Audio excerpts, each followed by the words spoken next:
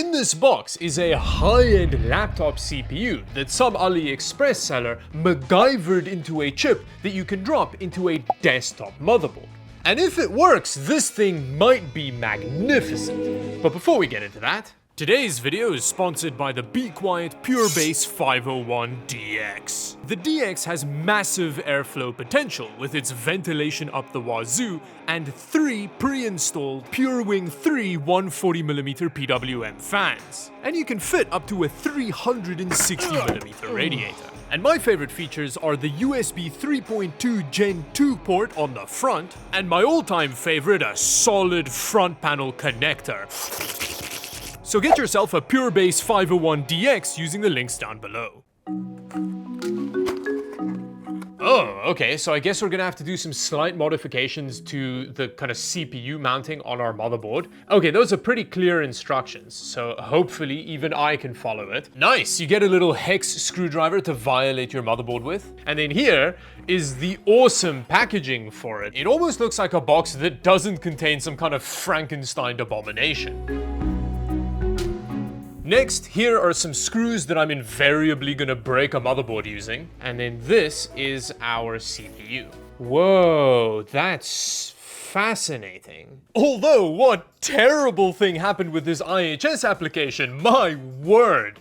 Okay, before I show you that, this is interesting because there are 2 PCBs going on here. The first PCB, which I'm guessing is just the standard laptop CPU PCB, which they would normally solder onto the laptop motherboard, but then they've just attached it to a second PCB, which has our LGA 1700 mounting pins on the bottom so that this can work with a desktop motherboard. I like the little lightning bolt. It's also on the IHS on this side. Now, you can actually get this CPU in 2 configurations. You can either buy it like I have it here with an IHS, but you can also get just like a delided version of it. But this IHS looks like it was spat onto the CPU by a camel with a chewing tobacco addiction. I mean, look at the angle that it's sitting on the CPU at. You can even see through bits of it. There is no way this is making even contact with that die. So what I'm gonna do for today's testing is once we confirm that the CPU works, I will also delid it to see how much of a temperature difference that makes. Oh, and in terms of what this CPU is, it's an Intel i9-13950HX, which is about as roided up an Intel laptop CPU as you could get from that generation. And before we see if it works, let's see what performance we're getting from arguably its desktop counterpart, the 13900KF.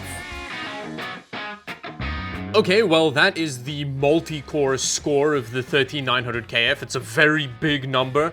It's currently running the single core so that we have a point of comparison to our little CPU. Nice.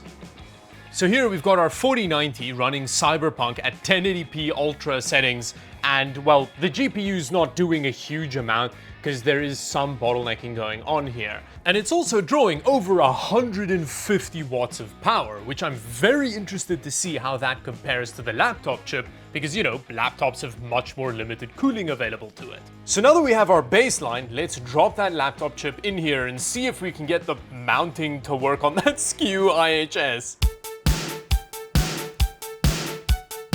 So this is what a normal LGA 1700 CPU looks like. And then this is what our AliExpress special looks like. And as you can tell, it is a lot wider, which makes complete sense why they want you to change the actual socket mounting situation, because this is quite a lot higher and it's gonna change how the pressure works and stuff.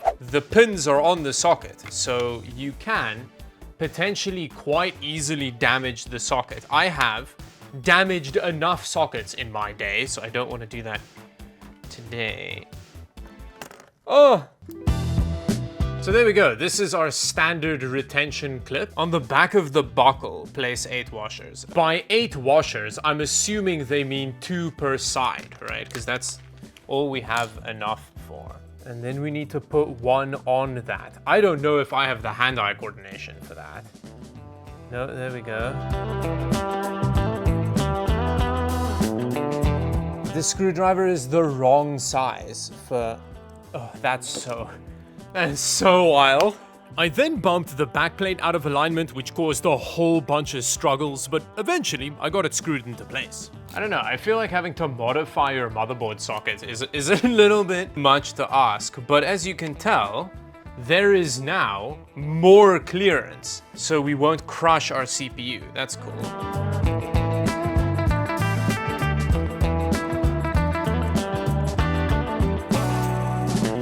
There we go. That first bit worked like a charm. Okay, so now we just need to see if it actually works or not, and if it's gonna catch on fire because of that.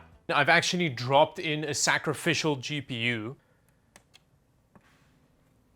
Okay, that's a good start. Okay, things are happening. But unfortunately, it didn't post. So I decided to drop some slower DDR5 into the system to see if that would help, but it didn't. It does seem like the post LEDs are malfunctioning. The way that the post LEDs are like flickering, like that's really weird. I've never seen that before. So I've just read the product listing. I've only recently learned to read and I thought I'd put that skill to use. And apparently they don't recommend you using this CPU with motherboards that have 4 RAM slots, which initially feels like a bit of a weird limitation to me, but I guess it makes sense. It's a laptop chip. Luckily, I do have an ITX board that I can drop the CPU in, and it's got 2 DIMM slots, so hopefully it works with this. Yeah, I guess we also get to see now what the thermal paste distribution looks like.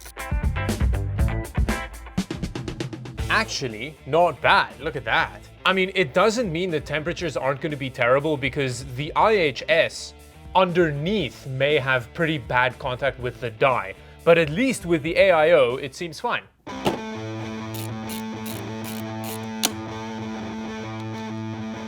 But unfortunately, it didn't post in this motherboard either. But then I couldn't remember what BIOS version was on this motherboard, because it's a Z690 board and this is a 13th gen CPU, so if it doesn't have a new-ish BIOS on it, maybe that's the problem? But weirdly, my 12400F also didn't post in the motherboard, so there was clearly some different issue. At which point I only had one motherboard left to try, this H610 board. And with this motherboard I was smart enough to update the BIOS before dropping in our AliExpress chip.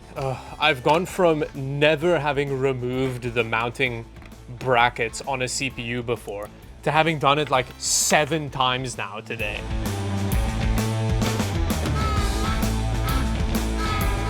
Oh, look at that! A genuine Intel 0000. Oh, that's always a great sign. And after that, the system happily booted into Windows. But when I started up Cinebench, I immediately ran into a bit of an issue. Ooh, we very much have a power profile issue here. It only boosts for like the first couple of seconds of the Cinebench run, which in all fairness is quite a laptop CPU thing, but still. Whoa, that score is way lower. It's almost half that of the desktop chip. But don't worry, I may have a solution to this. I downloaded Intel's XTU software and then increased the boost power draw and the boost duration. Okay, wow, that's made a huge difference, which was the most I could get out of the chip with the XTU settings on this H610 motherboard, which is important to note only supports DDR4 compared to the DDR5 we used with the 13900KF. But don't worry, I did order an ITX Z790 motherboard, which should come a bit later. But before we see what that does to performance, let's see how this configuration does gaming. Oh wow, yeah, that is really kneeing our gaming performance in the crotch here. We're in the 80s! This is with a 4090 at 1080p. The graphics card is not doing much. This is worse than we were getting in the benchmark bit that we were looking at just now. Ugh. So with that comes the terrifying bit of the video. I'm gonna try and delid that processor, despite not having a delidding tool.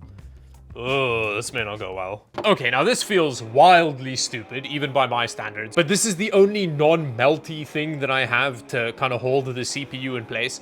So I am very gently gonna clamp the CPU down with this clamp, and then I'm just gonna heat gun it for a bit, hoping that that very obvious glue melts. And then I'm gonna use some pliers to pull the IHS off. I mean, it's barely in there, but I don't want to put a bunch of pressure on it.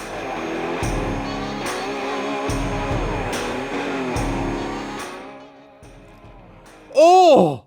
It just came off! Whoa! Ooh, the CPU's really hot though. Yeah, but I mean, CPUs get hot. Like, I don't know, that doesn't seem like a big deal. And with a surprisingly easy delidding out the way, now I just had to mount a cooler onto it without cracking that die. But funnily enough, I ran into a different problem.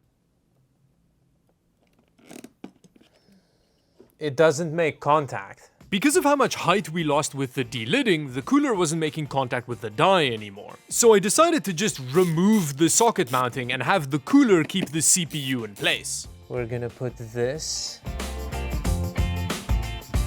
I was then careful to very evenly tighten down the cooler and not put too much pressure. A few moments later. Oh my god, did I break it? I am not getting a signal out. But apparently my lack of balls meant that I didn't put enough pressure on the cooler for the CPU to make proper contact with the socket. And once I tightened it down more, the system posted no problem. Would you look at that? The temperatures are actually a little bit lower.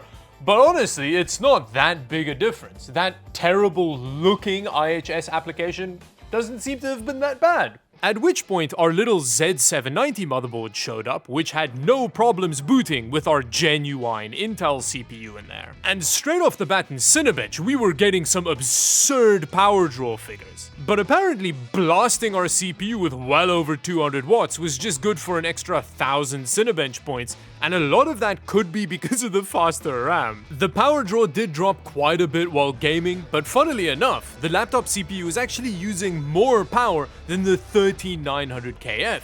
And despite the fact that we got a big performance jump from the laptop CPU compared to the H610 motherboard, it was still a decent bit slower than the desktop chip. And this is with the same RAM configuration. Although where things get really interesting is when you take into account the price. I paid 330 CAD for this CPU. And I don't know about you, but it feels like a lot of processor for that amount of money. Especially considering how genuine it is. Which brings me to the end of the video. Thank you for watching. Let me know what you thought of this chip down below. Subscribe to the channel on your way there. And until the next video, thank you for watching. Bye bye.